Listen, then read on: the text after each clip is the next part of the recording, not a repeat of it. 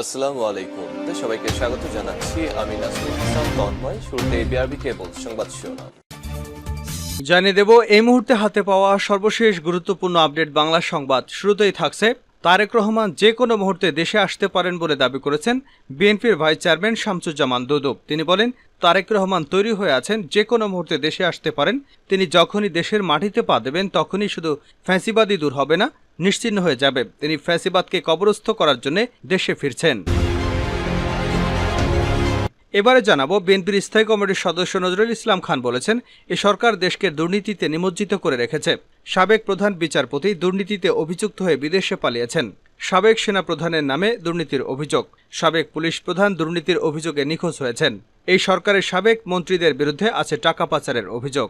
সংসদ সদস্যদের বিরুদ্ধে রয়েছে চোরাচালানের অভিযোগ। আর সরকারের বিরুদ্ধে ভোটারবিহীন নির্বাচনের অভিযোগ তো আছে। কাজেই এ সরকারের বাজেট করার কোনো নৈতিক অধিকার নেই। জানাবো, কওমি মাদ্রাসায় শিক্ষার্থীদের কাউন্সেলিং করার জন্য ছাত্রলীগের বিশেষ সেল গঠন করবার পরামর্শ দিয়েছেন শিক্ষামন্ত্রী মহিবুল ইসলাম চৌধুরী। এদিকে চামড়া সিন্ডিকেটের বিরুদ্ধে কঠোর হুঁশিয়ারি উল্লেখ করে র্যাবের লিগ্যাল অ্যান্ড মিডিয়া উইংয়ের পরিচালক কমান্ডার আরাফাত ইসলাম বলেছেন, চামড়ার মৌসুমি ব্যবসায়ীদের সতর্ক করছি, চামড়া ব্যবসা নিয়ে সিন্ডিকেটকে র্যাব বরদাস্ত করবে না।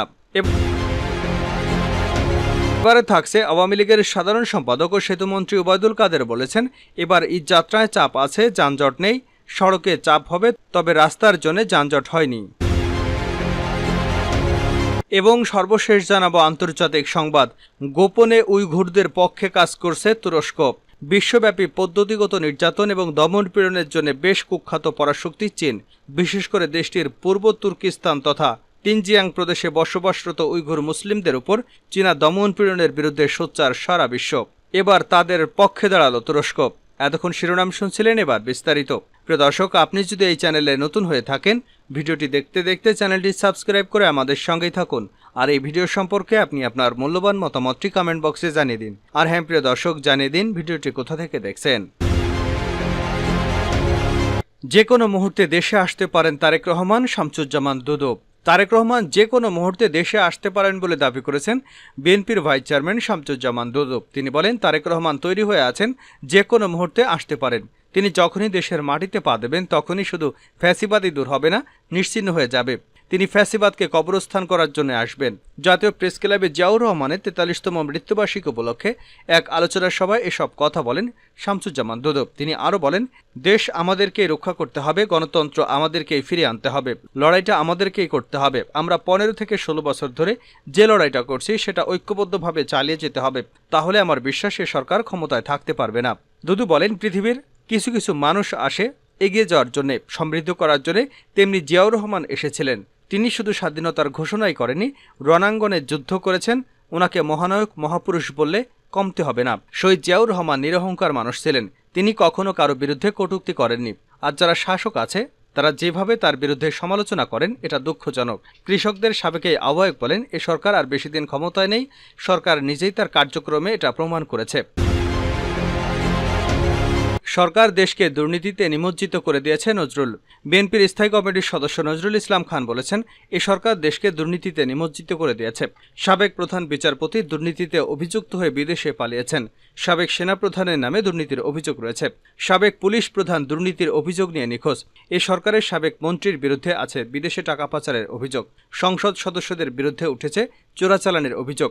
আর সরকারের বিরুদ্ধে ভোটারবিহীন নির্বাচনের অভিযোগ তো আছে। কাজে এ সরকার বাজেট করার কোনো নৈতিক অধিকার রাখে না। বৃহস্পতিবার সেগুনবাগিচায় ঢাকা রিপোর্টার্স ইউনিটিতে নাগরিক ঐক্য আয়োজিত বাজেট 2024-25 নিয়ে এক সেমিনারে নজরুল ইসলাম এসব কথা বলেন। নজরুল বলেন, সংখ্যাগরিষ্ঠ মানুষের প্রতি সরকারের কোনো গুরুত্ব নেই। তাদের কাছে গুরুত্বপূর্ণ সেই সব মুষ্টিমেয় লোক যারা তাদের টিকিয়ে রেখেছে। এ সরকারের বিরুদ্ধে ঐক্যবদ্ধ আন্দোলনের কোনো বিকল্প নেই। এ সরকার কৃষক, শ্রমিক কিংবা সাধারণ মানুষের সরকার নয়। এ সরকারের মন্ত্রী, এমপি সহ অনেকের বিরুদ্ধেই দুর্নীতির অভিযোগ রয়েছে। বিএনপির জ্যেষ্ঠ এই নেতা বলেন, প্রস্তাবিত বাজেটে কালো টাকা সাদা করার সুযোগ দিয়ে মানুষকে দুর্নীতিতে উৎসাহিত করেছে। অন্যদিকে দ্রব্যমূল্যে লাগামহীন ঊর্ধ্বগতিতে মানুষ আজ অসহায়, দিশেহারা। এই অবস্থা থেকে দেশের সবাই বাঁচতে চায়। সেমিনারে গণসংহতি আন্দোলনের প্রধান সমন্বয়কারী জোনায়েদ সাকি বলেন, সরকার দেশে উন্নয়নের নামে একটি লুটতন্ত্র কায়েম করেছে। নিজেরা ক্ষমতায় থাকার জন্য কতিপয় লুটপাট করার অবাধ সুযোগ দিয়েছে। এভাবে একটি রাষ্ট্র চলতে পারে না। সভাপতির বক্তব্যে নাগরিক ঐক্যের সভাপতি মাহমুদুর রহমান মান্না বলেন, প্রস্তাবিত বাজেট দেখে বলা যায় ব্যাংকে লুটপাট অব্যাহত থাকবে। এ বাজেটের ফলে ধনী আরও ধনী হবে আর গরিবরা মারা যাওয়ার মতো করে বাঁচবে। সরকার বিরোধী আন্দোলন প্রসঙ্গে তিনি বলেন, তারা যে লড়াই সংগ্রাম করছেন সেটি আওয়ামী লীগ কিংবা বিএনপি লড়াই নয়, সাধারণ মানুষের বেঁচে থাকা লড়াই। কওমি মাদ্রাসায় ছাত্রলীগের বিশেষ সেল গঠনের পরামর্শ শিক্ষামন্ত্রীর। কওমি মাদ্রাসায় শিক্ষার্থীদের কাউন্সেলিং করার জন্য ছাত্রলীগকে বিশেষ সেল গঠন করার পরামর্শ দিয়েছে শিক্ষামন্ত্রী মহিবুল ইসলাম চৌধুরী নওফেল। বৃহস্পতিবার রাজধানীর বকশীবাজারে আলিয়া মাদ্রাসা প্রাঙ্গণে ঢাকা মহানগর দক্ষিণ ছাত্রলীগ আয়োজিত কর্মসূচিতে তিনি এমন পরামর্শ দিয়েছেন। তিনি বলেন, ছাত্রলীগের নেতাদের বিশেষভাবে বলবো, কিছু কিছু রাজনৈতিক দল ইতিমধ্যে কওমি মাদ্রাসাগুলোতে তাদের ছাত্র সংগঠন তৈরিতে কার্যক্রম চালাচ্ছে। একটি রাজনৈতিক দল পরিপূর্ণভাবে রাজনৈতিক কার্যক্রম করার পাশাপাশি ছাত্র সংগঠন নিয়েও কাজ করছে। শিক্ষামন্ত্রী বলেন, কওমি মাদ্রাসার সন্তানরাও আমাদের সন্তান, তারাও এদেশের নাগরিক।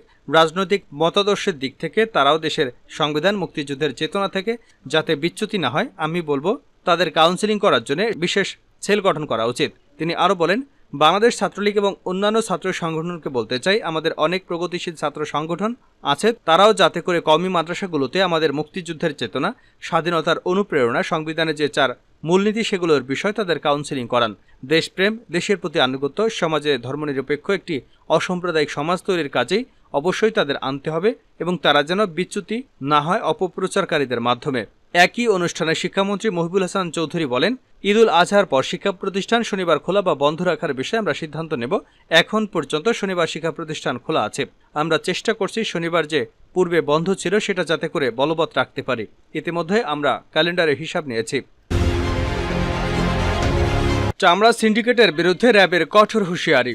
চামড়া সিন্ডিকেটের বিরুদ্ধে কঠোর হুঁশিয়ারি উল্লেখ করেছেন র্যাবের লিগ্যাল অ্যান্ড মিডিয়া উইংয়ের পরিচালক কমান্ডার আরাফাত ইসলাম। বলেছেন, চামড়ার মৌসুমি ব্যবসায়ীদের সতর্ক করেছেন তিনি। চামড়া ব্যবসা নিয়ে কোনো সিন্ডিকেট র্যাব বরদাস্ত করবে না।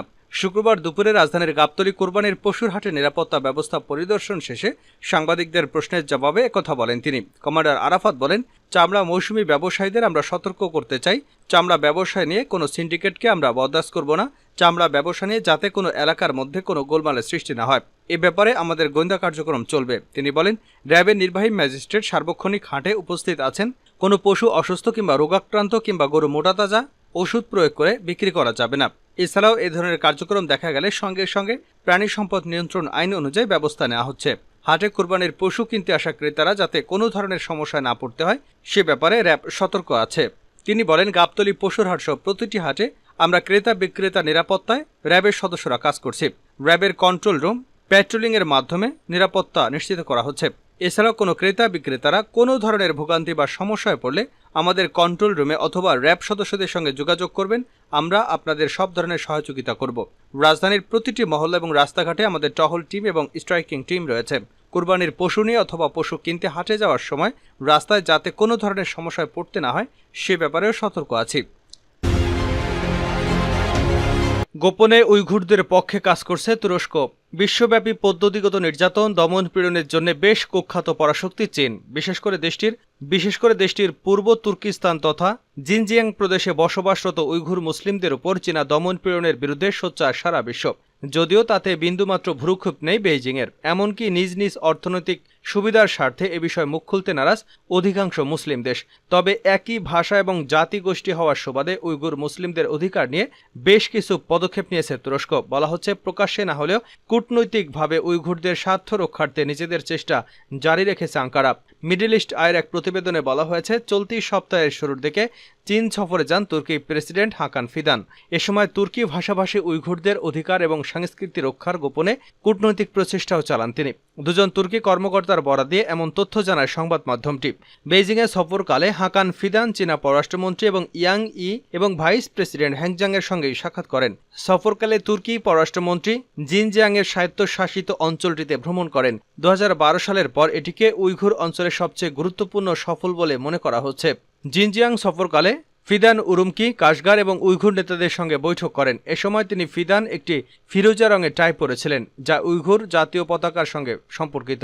এ সময় পূর্ব তুর্কিস্তানের শহরগুলোকে প্রাচীন তুর্কি ইসলামিক শহর হিসেবে উল্লেখ করেন ফিদান, যা চীনকে তুর্কি এবং ইসলামিক বিশ্বের সঙ্গে সংযুক্ত করে। তবে এ সময় উইঘুর সংখ্যালঘুদের সঙ্গে চীনের দমনপীড়ন এবং পুনঃশিক্ষা ক্যাম্পে বিপুল পরিমাণ উইঘুর নারী পুরুষকে আটক করে রাখার ব্যাপারে একেবারে চুপ ছিলেন তুরস্কের পররাষ্ট্রমন্ত্রী। তুরস্কের দুটি কূটনৈতিক সূত্র জানায়, আঙ্কারা বেইজিংয়ের কাছে উইঘুর ইস্যুটিকে গুরুত্বের সঙ্গে দেখার জন্য জোর দিয়েছে। এ সময় তুর্কি কর্মকর্তারা চীনা কর্মকর্তাদের জানান, উইঘুর তুর্কিদের সাংস্কৃতিক অধিকার এবং মূল্যবোধ রক্ষার বিষয়টি তুর্কি বিশ্ব ইসলামিক বিশ্বের সংবেদনশীলতার সঙ্গে সম্পর্কিত।